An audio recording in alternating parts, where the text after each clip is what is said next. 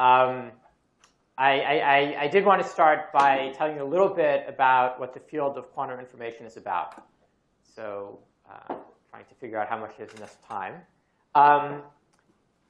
So the field of quantum information obviously is about quantum mechanics. And in particular, it's about the idea of thinking of quantum states as a new form of information, and of processing those quantum states in ways that we traditionally process classical information. So, so in particular,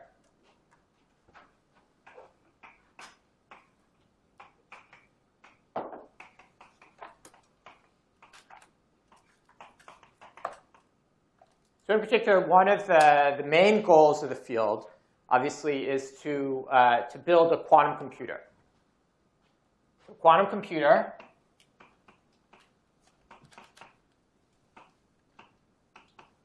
has in its memory quantum states that can be in superpositions and entangled states, and does computations on them just like a regular classical computer does computations on a string of bits. And building a quantum computer is a very big technical challenge. There's a lot of experimental progress that's been made over the years, but we still have a long way to go before we have a quantum computer that's really a useful thing. I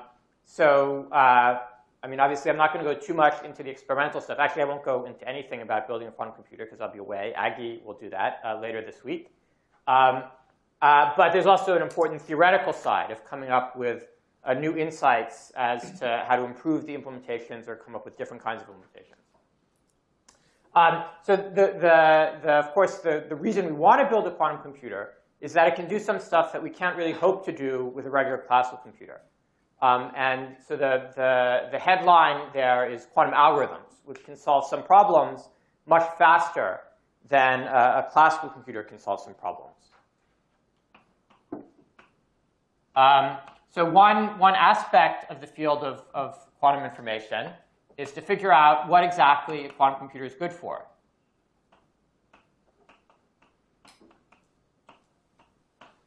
So we know some algorithms, but probably there's more that we haven't discovered yet.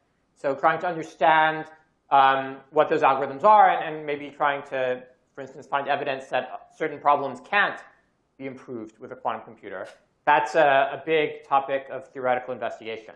But it's not just about quantum algorithms. There's other kinds of quantum protocols that we can discuss as well, such as quantum cryptography, which is a method of transmitting quantum states in such a way to give extra secrets, to improve the secrecy of some classical message that you'd like to send. So that's an example of something that's, so quantum computer is something you do just in one place, right? You have the computer, you solve some problem. Whereas quantum cryptography is an example of a quantum communications protocol, where you have people at different places that are sending quantum states at least one direction between them. OK, so another aspect of the field of quantum information is maybe a more purely theoretical one, which is trying to understand the properties of quantum information and how it differs from classical information.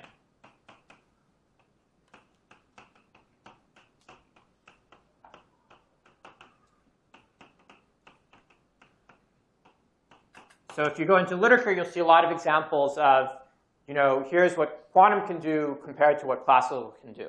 Like quantum algorithms is already an example of that, right? Where classical algorithm can do this, a quantum algorithm is better, or maybe it's not better. And trying to understand the shape of these various kinds of advantages and disadvantages of quantum information helps give us a better insight into quantum mechanics. And so that insight then can pay us back when we take these insights about quantum information and quantum mechanics and try to apply them to other areas of physics. And that's something that's starting to be a big deal nowadays.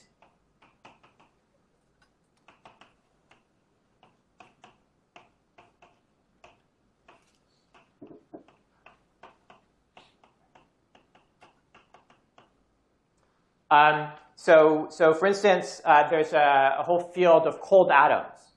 which kind of grew out of experimental advances in making Bose-Einstein condensates and trapping them in optical lattices, and applying quantum information ideas about using quantum systems to simulate other quantum systems and to manipulate quantum systems in the way that I'll talk about in the next few days.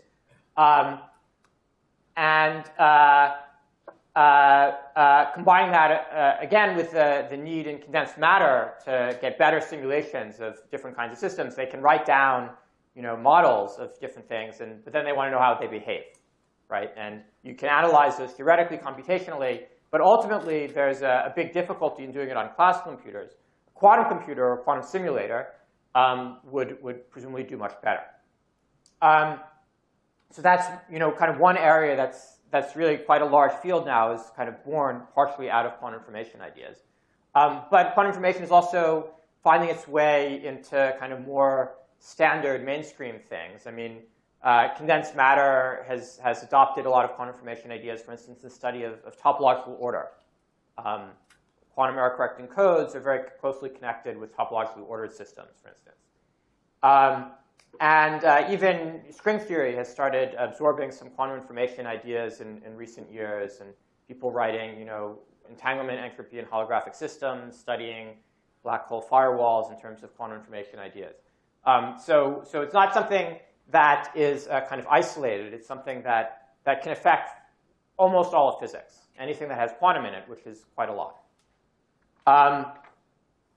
And in fact, it's not just confined to physics. I mean, because we're comparing quantum information with classical information, sometimes studying quantum information can give us extra insights into the way classical information behaves, or help us prove new things about classical information, and therefore can help us gain some insights into classical computer science. So that's kind of the overview of quantum information. I'm not really going to be touching too much in this course on this last topic. There's simply not time. I'll be concentrating on the core ideas of quantum information, which are, what is a quantum computer? What is, how do you build a quantum computer? What do you do with a quantum computer? Quantum algorithms, quantum protocols, and maybe a little bit about the general properties of quantum information at the end, assuming I have time. OK? Maybe questions to just start off?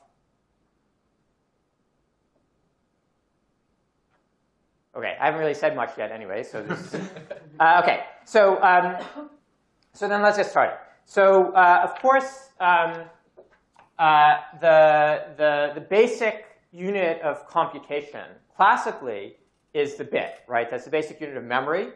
So a bit has values 0 and 1. And so in the quantum case, we want to generalize that to a quantum bit, or what's usually called a qubit.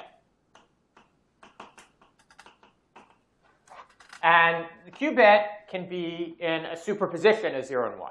Right? So the 0 and 1 now form the basis states. So we put kets around them. And then the general state is going to be alpha 0 plus beta 1. And of course, generally this is normalized, so alpha squared plus beta squared equals 1. But most of the time, we don't bother with that, right? It's too much trouble to keep track of that usually. And so you'll see things like 0 plus 1 in this course frequently.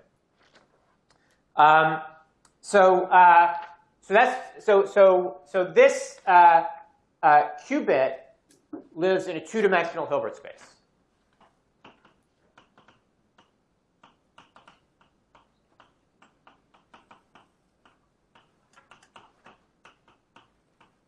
So this is something that's kind of characteristic of quantum information, which is not quite so common in the rest of physics, which is dealing with finite dimensional Hilbert spaces a lot.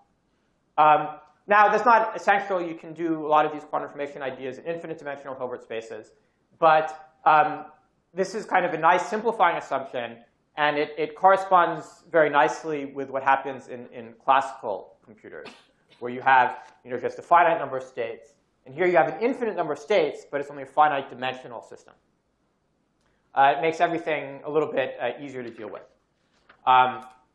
Now, this, of course, is just what happens if you have a single bit or a single qubit.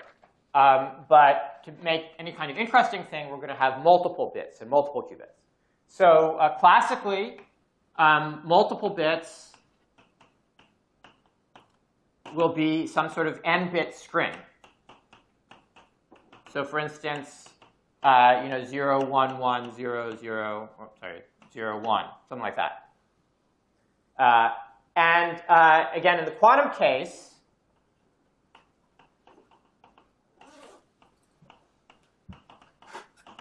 the classical bit strings will form the basis for the Hilbert space. So the basis states are labeled by these classical bit strings.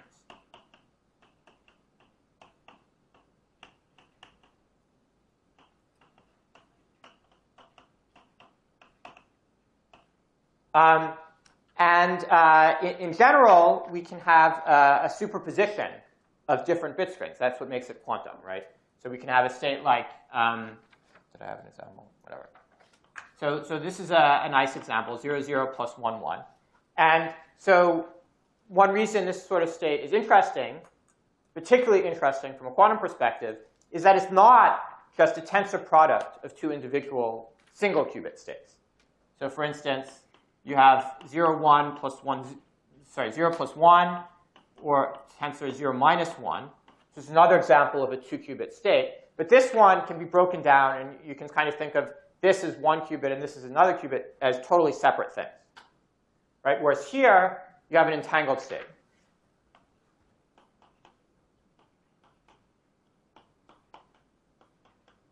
And a lot of the interesting aspects of quantum mechanics start to pop up when you have entangled states.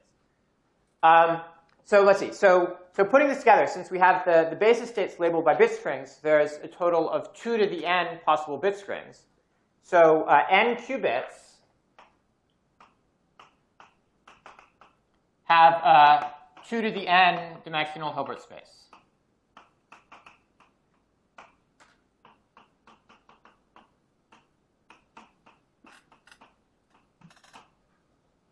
Okay?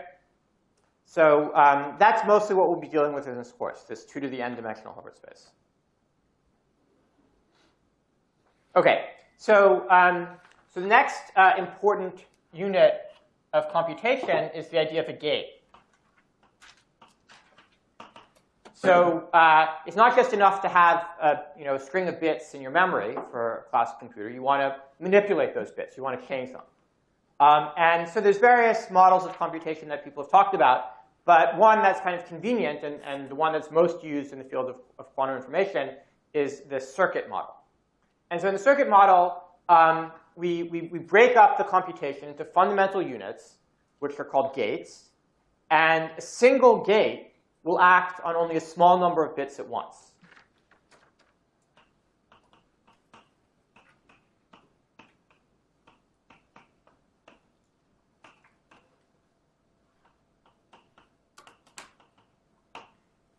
Like 2 or 3, something like that. And yeah? You can have gates acting on like the entire system. Yeah, in principle, you can have a gate acting on an entire system. But normally when we talk about gate, we're talking about a fundamental gate that's acting on only a few bits at once. It's not an intrinsic part of the definition, but it's kind of the usual connotation. And then in the quantum case, of course, So then we put these gates together into a bigger circuit, a sequence of gates. And that's our kind of more general computation. So circuit.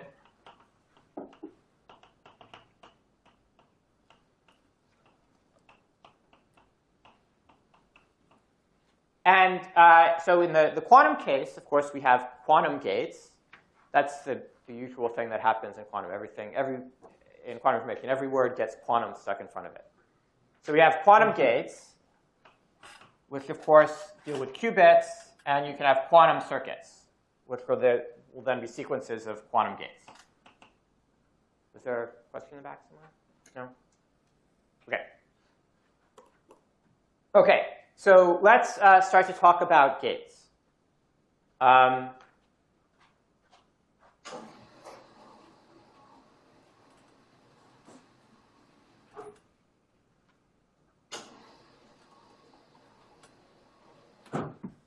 So the first thing that we should think about is actually classical gates. So one thing that's a bit different about quantum systems than classical systems, normally in quantum computation, the gates we talk about are in fact unitary operations. Okay? And the thing about unitary operations is that they have inverses. Well, that's one of the things about them. Which means that any computation you do is going to be reversible, right? You can do the unitary, or then you can do the inverse of the unitary, and get back to where you started. And actually, that's not necessarily true of classical gates that people usually talk about. So let's think about reversible classical computation first.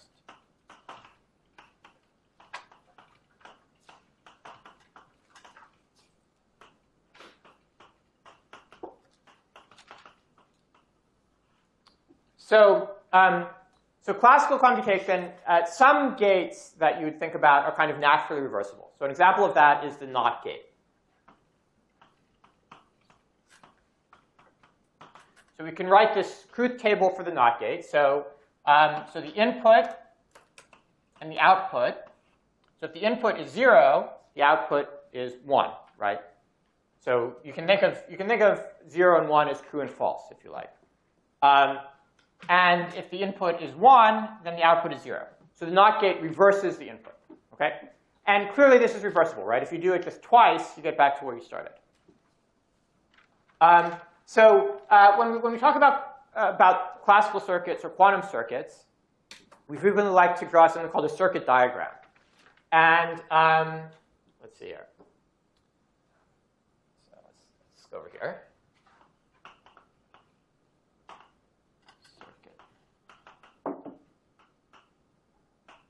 So in a circuit diagram, we'll have a bunch of lines.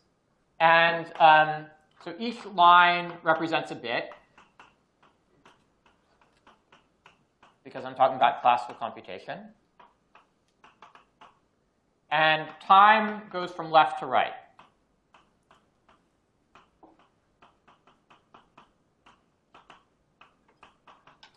So an example of a circuit which is just going to have one gate in it, which is for the NOT gate, is this. Okay? So we have the input here on the left, A. Then we do this NOT gate, which is the circle, crossed circle. And then we get an output, which is not A. So, or A plus 1, mod 2. That's another way of doing it.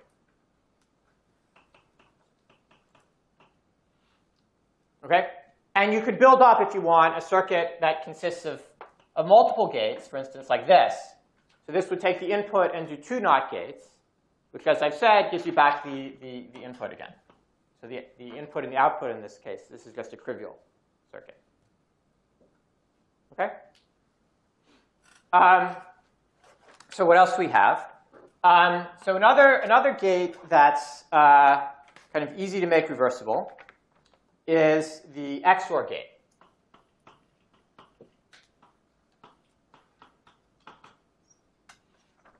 So here it's going to take 2 bits as input.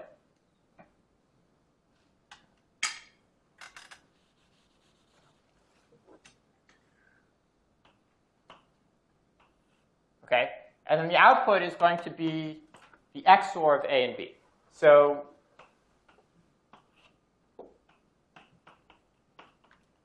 if we have 0, 0 as an input, the XOR of them, the exclusive OR, is going to be 0.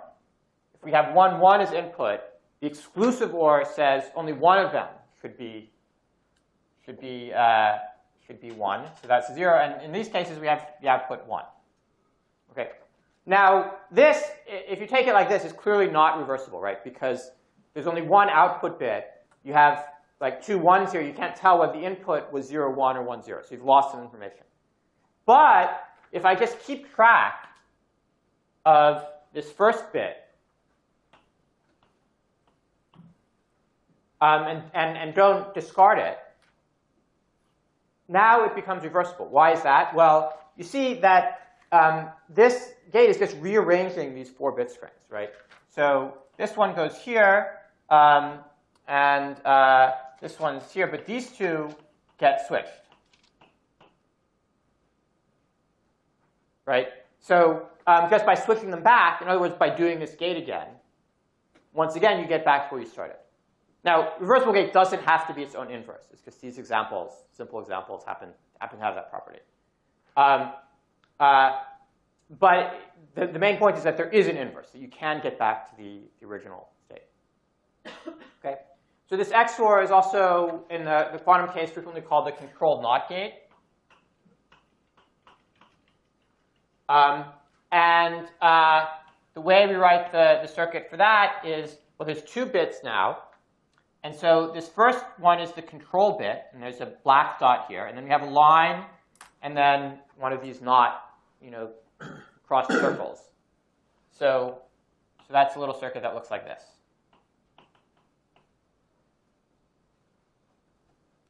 Okay? Is everything clear so far?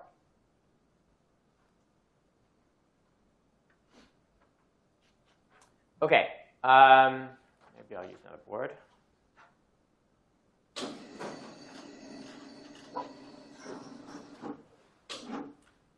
Okay, so now let's try a classical gate that's not so easy to make reversible. So what is that? Well, that's the AND gate.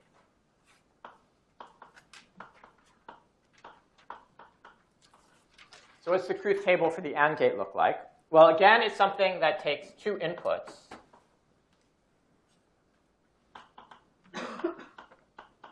And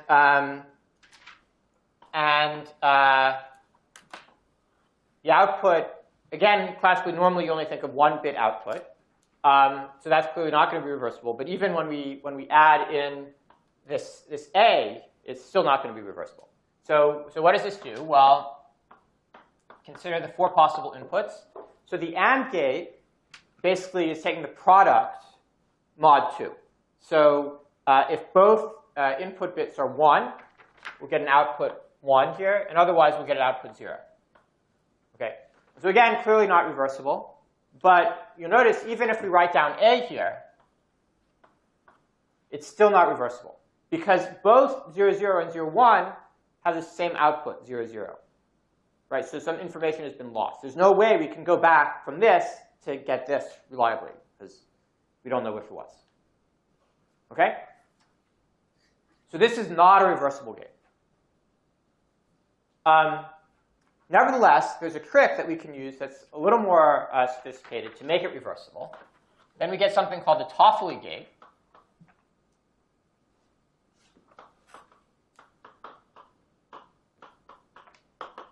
So the Toffoli gate, the trick there is not to just keep track of one of the inputs, but to keep both of the inputs as well as the output. So now it's going to be a 3-bit gate.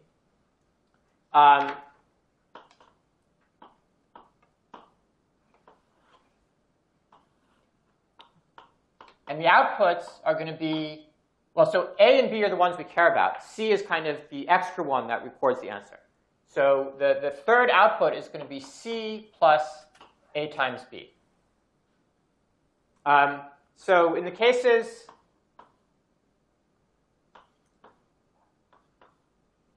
where C starts at 0, the output is just going to be the AND of A and B.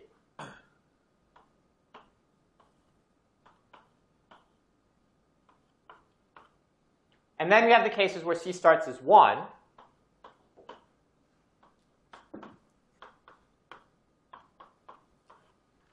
And then this is going to be the opposite, the NOT of A and B.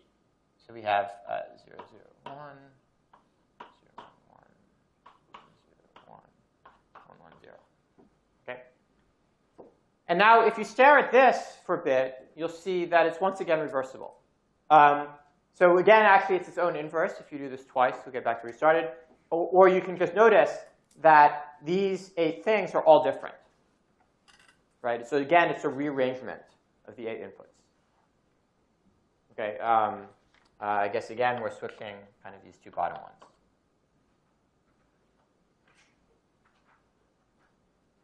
Okay? So this is a trick. And while the AND is not reversible, Toffoli gate is reversible. So we still have that. When we're doing quantum computation, we still have the option of doing Toffoli gates. Well, I mean, I haven't told you yet how to do quantum gates or what a quantum gate looks like. But clearly, we want to kind of incorporate classical computation. Yeah? What does the third column notation mean? Yeah, so this is basically arithmetic modulo 2, because we're dealing with bits. So this is the plus modulo 2. It's also equal to the XOR, which I wrote up there. And then this is just multiplication. So 0 times 1 is 0, for instance, which happens to be the same as the AND. OK? Any other questions? OK, so let's see, I can fit one more up here. So the Toffoli gate has a similar kind of picture associated with it, gate network picture, to the CNOT. But because there's 3 bits, we have 2. So Toffoli you can think of as a controlled knot. So we draw it this way. And there's going to be 2 controls here and a knot here. You see, because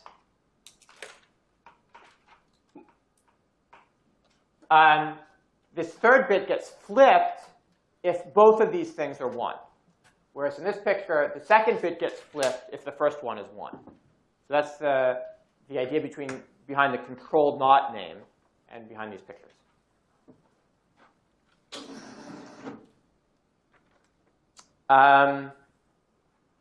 OK. So you can see that this trick that we use for the Toffoli gate can actually be used for any classical computation, right? Whenever we calculate some function, f of a, b, c, et cetera, we can make it reversible by keeping track of the inputs. So if we want to, if we have something like this,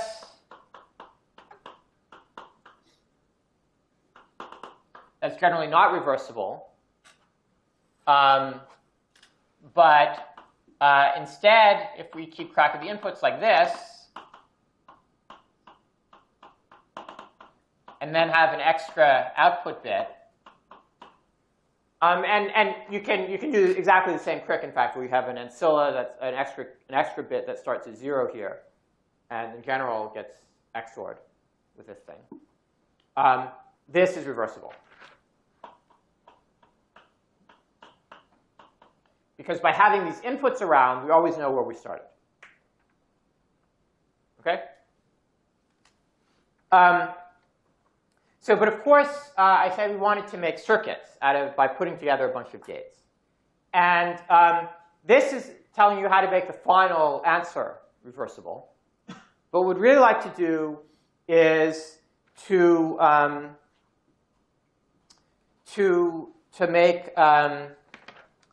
make circuits reversible.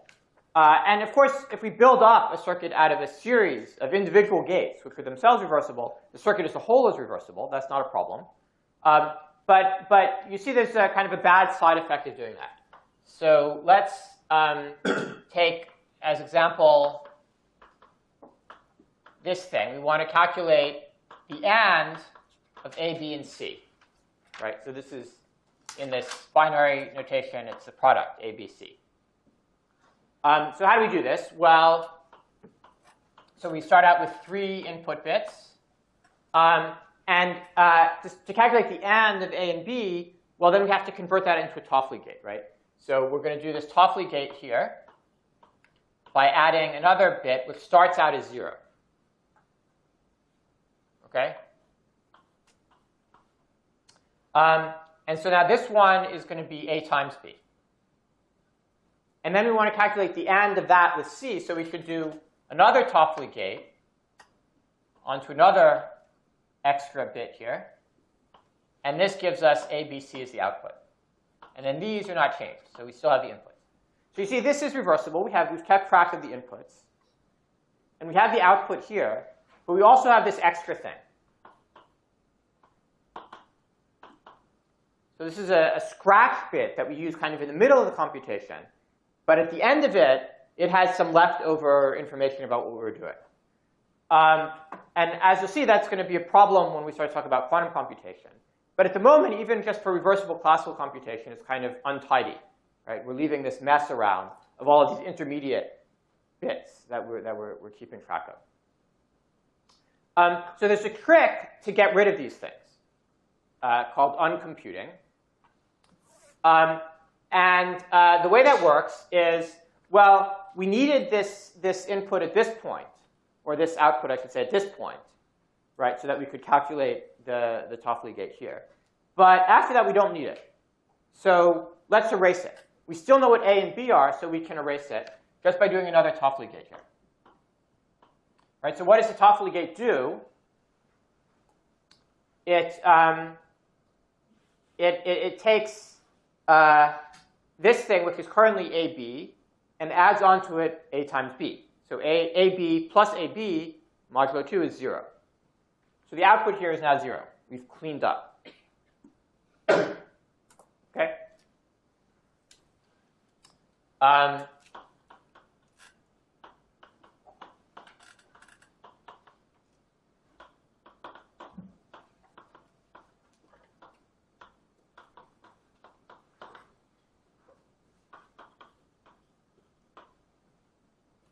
And so there's a general technique you can use to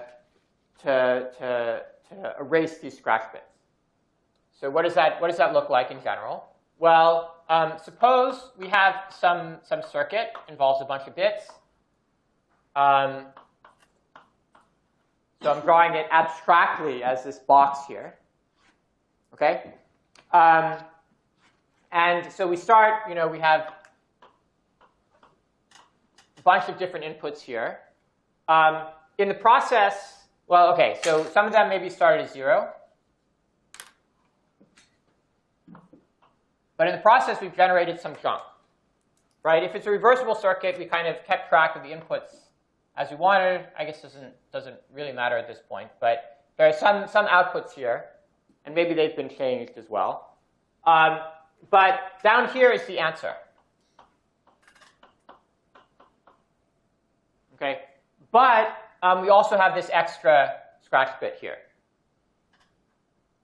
that we want to get rid of. So how do we do that? Well, in the same way, we're going to kind of uncompute part of this input, or part of this calculation.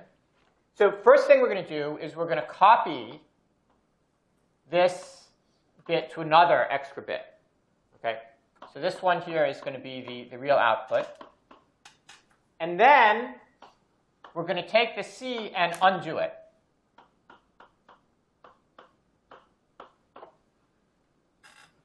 Okay? So because for classical computation, this controlled NOT doesn't change what happens here, right? The value of this bit doesn't change any of these other bits either, certainly. What comes out here is going to be the same as what went in at the beginning. C and C inverse will cancel. But in between, we had time to copy the bit and get the answer, right? So this is a case where we've cleared all of the scratch bits. And this works for any circuit, any reversible circuit, right? It has to be possible to make this C inverse. OK? And of course, C inverse, C is built out of a sequence of gates. Each of them is individually reversible. So we can make an C inverse by doing the gates in reverse order, doing the inverse gates, I should say, in reverse order, right? Just as usual. OK?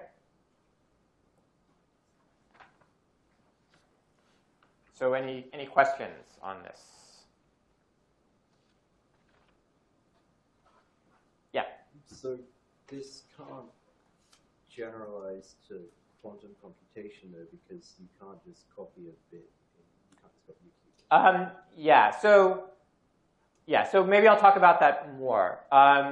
So it does in fact generalize.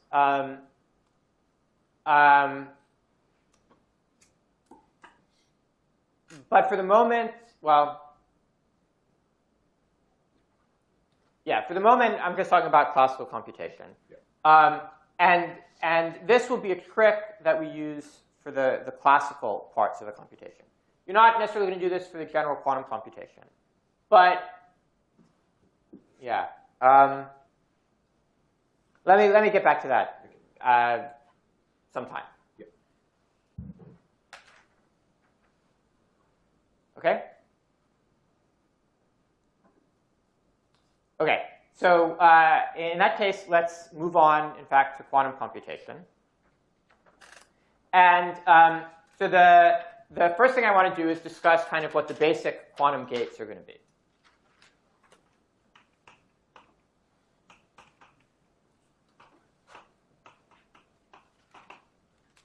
So quantum gate, as I said, is usually going to be unitary.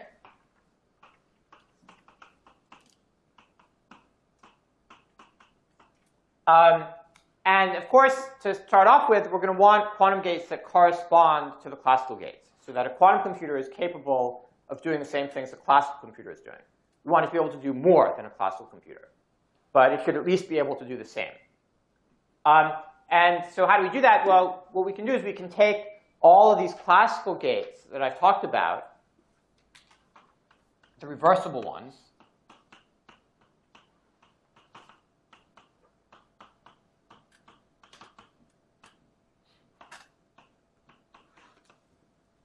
and we'll convert them to quantum gates just by putting kets around them.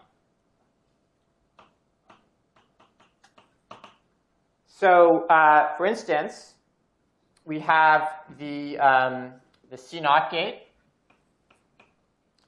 and it will act on AB, the ket labeled by these 2 bits, AB, and give us the output labeled by A plus B.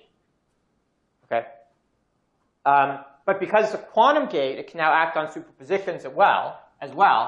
So if we have C0 acting on the general 2-qubit state,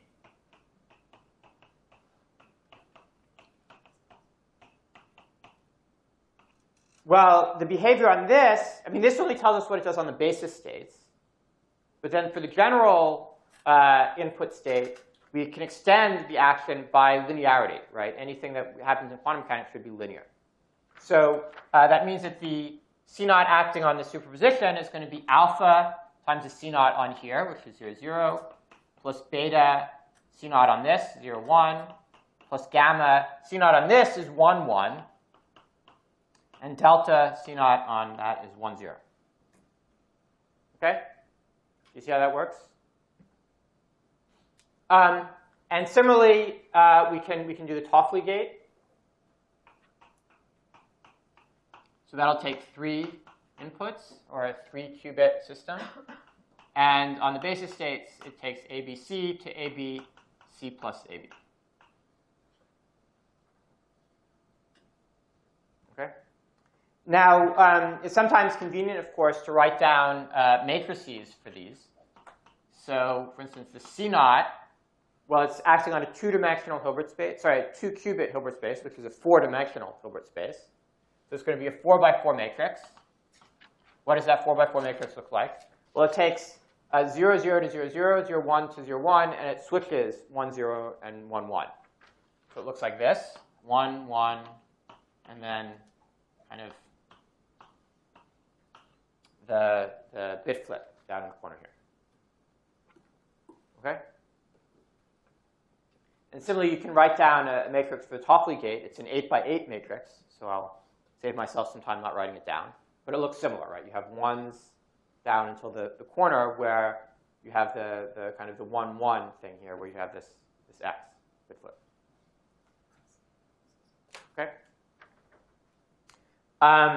So good. So that gives us a bunch of quantum gates to start with. But these are just classical gates. And if we just make up a circuit that only consists of C0 gate and Toffoli gate and other classical gates like that, then we aren't really doing anything very quantum, right? We're just, if we start with the basis state, we'll always have the basis state. And so we could just forget about the kets and think of it as classical computation. So in order to really build a quantum computation, we want to have some gates that do interesting things to superpositions. So for instance, we can have the Hadamard gate.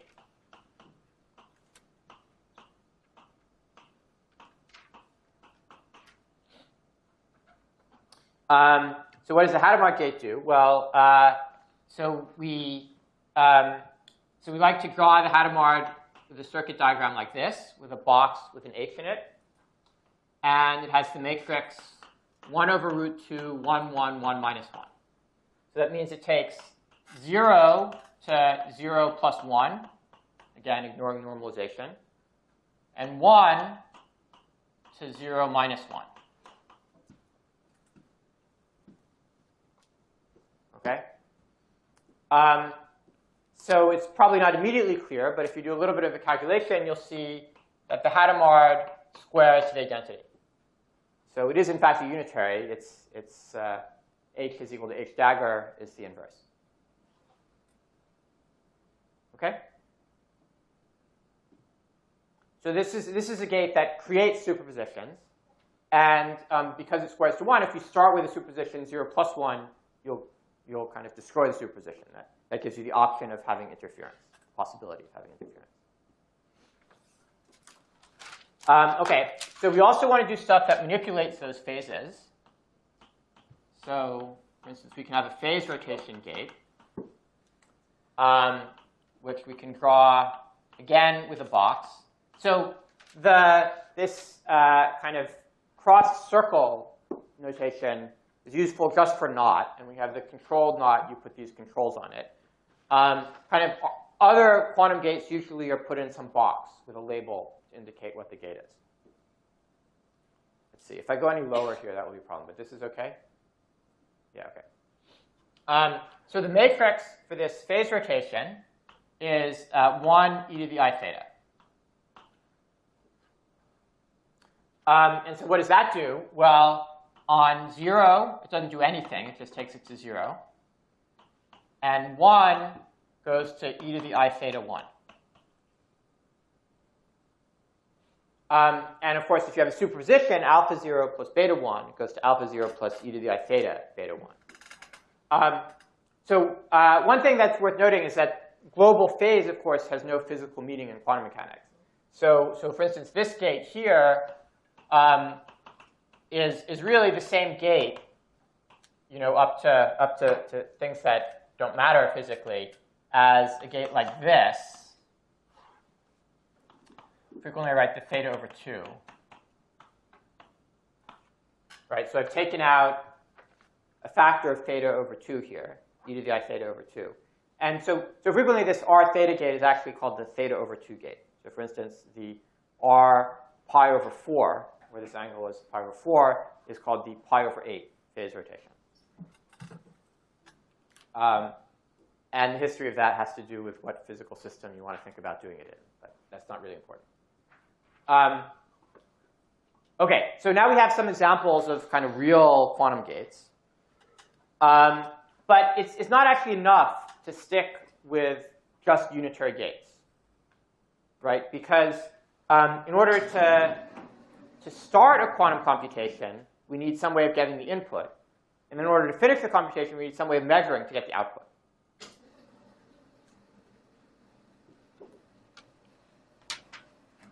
So we're also going to have some non-unitary circuit elements.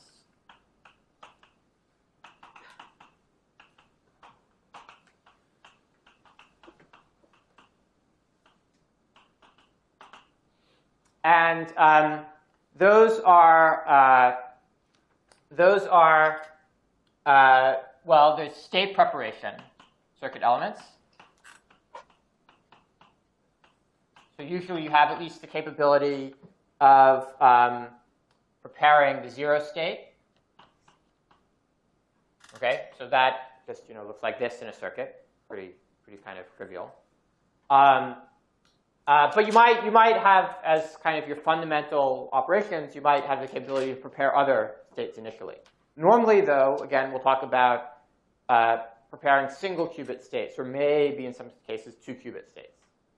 So there's not going to be arbitrary states that you can prepare. But the point is, this is a non-unitary thing, right? Because it's taking, well, beforehand you had a 0-dimensional Hilbert space. You didn't have a quantum state at all. And now you have a state in a two-dimensional Hilbert space. It's a particular state, but nevertheless. So it's you can describe it as a CP map that takes a smaller Hilbert space into a larger one. But then, of course, the more interesting aspect is the other side, right, the measurement. And again, you can think of measurement in various different bases. But at a minimum, we probably want it in the kind of the computational basis, the standard basis, which is labeled by these kets. So if we have alpha 0 plus beta 1, we can measure and get with probability alpha squared, we get 0, and with probability beta squared, we get 1. And so the kind of the notational circuit element that people write down for this differs a lot. People use all sorts of different things for measurement. I frequently use something that just looks like this. Right? Looks like this. Okay, with a kind of a, you can think of it as a microphone broadcasting the output. Okay? Yeah. So here you put kind of all your computational or quantum computational complexity stuff into the unitary operators that you're putting. Yeah, that's right. So I mean, so classically, certainly we need state preparation classically. Measurement is kind of a way of converting quantum into classical. And in this case, since I'm just doing it in the standard basis, there's nothing kind of extra hidden in that. Yeah. But certainly, as I said, you could imagine having the ability to prepare other kinds of states, like alpha 0 plus beta 1 plus 0 plus 1 is already a state, and measuring in other bases, and then you can do some more interesting quantum stuff with kind of just these things. But from this here, if you were to restrict your class of unitaries, you'd start to cut back on the amount of the allowed quantum computation you can do, right? Not necessarily. So that's something I'll get to probably tomorrow.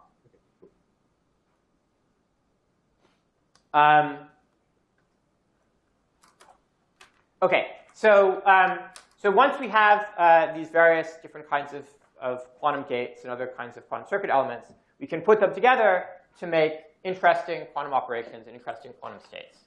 So, so for instance, there's that entangled state that I wrote down somewhere at the beginning, 0, 0 plus 1, 1. How do we make that using a quantum circuit? Well, it's going to be 2-qubit states. So we start out with preparing 2 individual qubits. And then what we're going to do is we're going to do a Hadamard here. So this state is now 0 plus 1. And then we do a controlled knot, like this.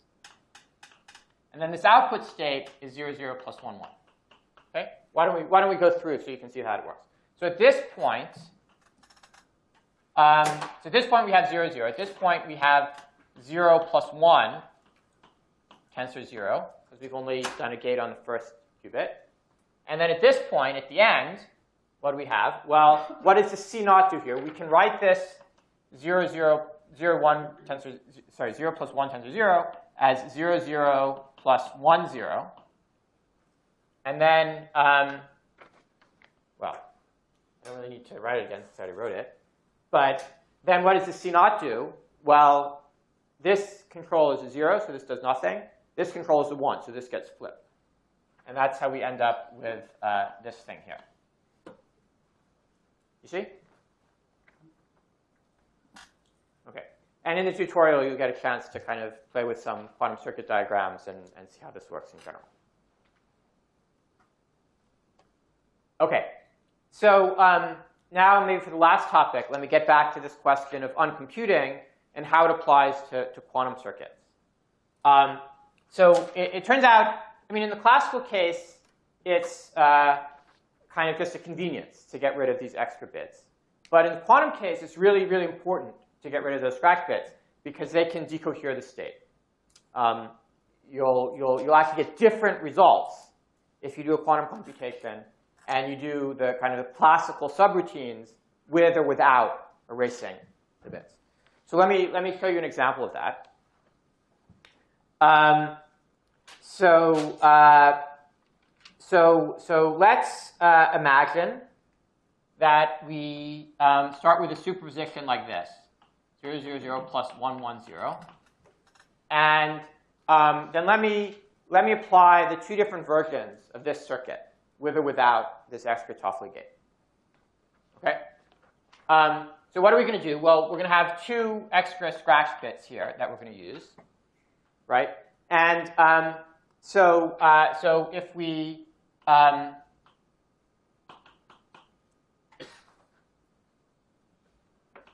don't erase,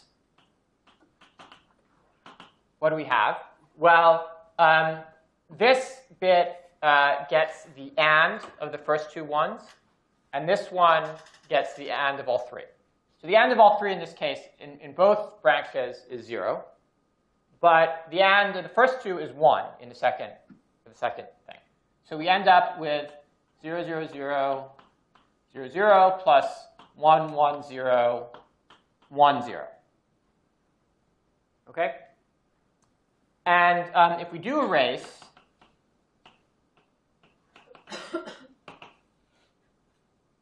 then what do we have? We have, well, this thing always ends up as 0, and this ends up as the AND of all three. So this is 0, 0. But in this case, we have 1, 1, 0, 0, 0. Okay? Now, it may not be immediately, I mean, these are clearly different states, but it may not be obvious to you that that matters.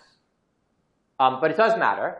And the way you can see that is by looking at what happens if we trace out the fourth qubit. So what that means is we're discarding this fourth qubit because we're not going to use it again. It's just a scratch bit. It's junk. We don't care about it. So we're getting rid of it. And so let's look at what state we have left over for the other 4 qubits, the ones that we do care about. So maybe let's do this one first because it's easier. Well, what do we get? Well, in both cases, it's 0 here. So we get a pure state. 0, 0, 0, tensor 0, plus 1, 1, 0, tensor 0. Okay. But in this case, we don't get a pure state because the fourth bit is distinguishing between these two things. So if we trace it out, well, we'll get a density matrix. And we'll get the density matrix that is an incoherent mixture of this thing and this thing. So we have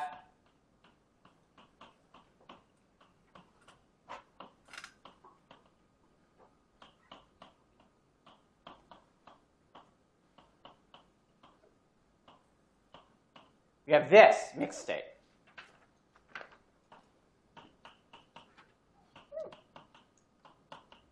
Okay? And so that's going to really matter a lot because pure states, a superposition like this, then later on you can do some sort of interference between these two branches. This mixed state, you cannot do that interference. Okay? So, you know, if you try to run a quantum computation and you haven't erased these scratch bits, then you'll get these mixed states, you'll get decoherence, you won't get the right answer in the end. Whereas in the case where you did erase, you will get the right answer. Okay? So that's why it's really important to do this. And maybe this then is a good point to get back to that question.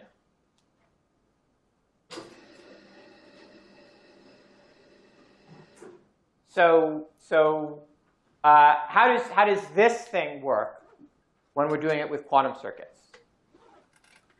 Okay.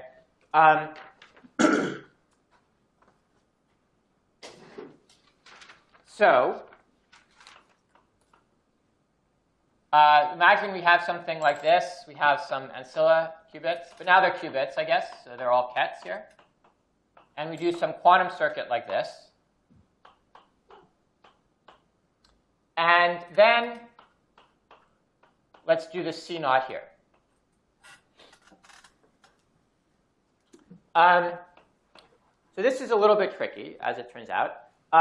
But let's imagine that we're restricting attention to the case where C is basically just a classical circuit implemented using these quantum tricks. Okay, so it's composed of C0s and Toffoli gates and stuff like that. And so if we do that, right, then what happens? Well, at this point, because we started with a basis state, we did a classical circuit, we have again a basis state. Okay, so this thing here is going to be some classical bit string inside a ket. So I don't know, let's call it y0, y1 through yn. Okay, which is a tensor product of single qubit things.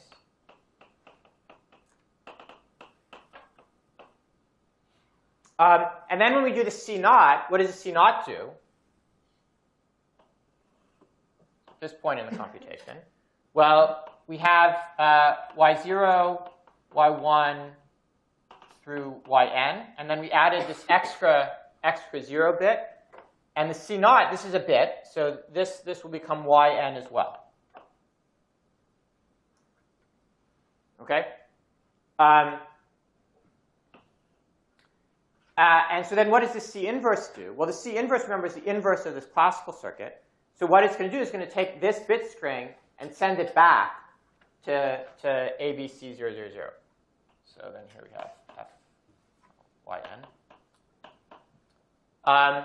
And so in fact, we do in fact get back all of this stuff erased. And it seems to work. Okay? Now let's imagine what happens if we do this on a superposition. Okay? Well, for each, this is one of the basis states. Right? So if we do it on a superposition of things, okay, let me change these to x's.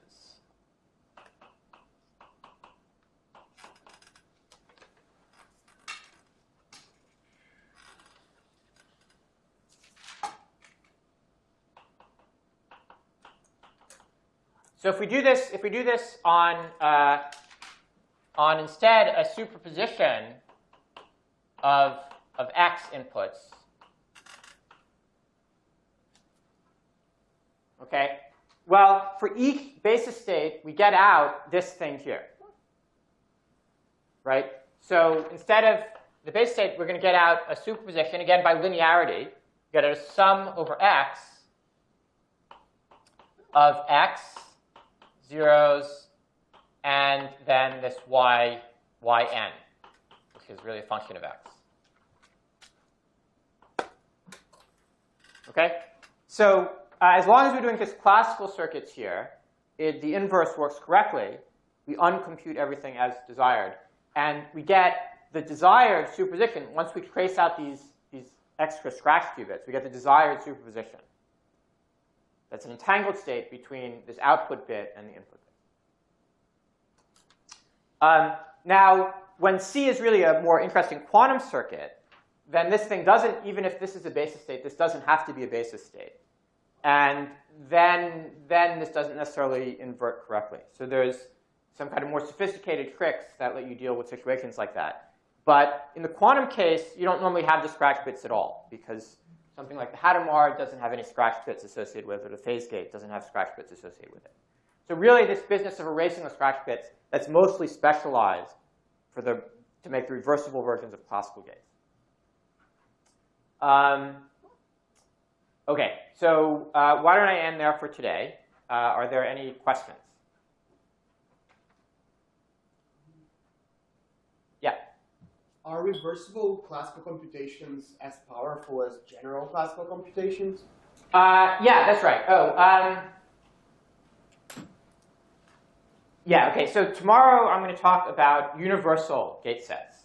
And you'll see that the gates that I told you already are enough for a universal classical gate set. But the main thing, the main observation is that just to see that reversible and non-reversible are equally powerful, is to look at this line here, right?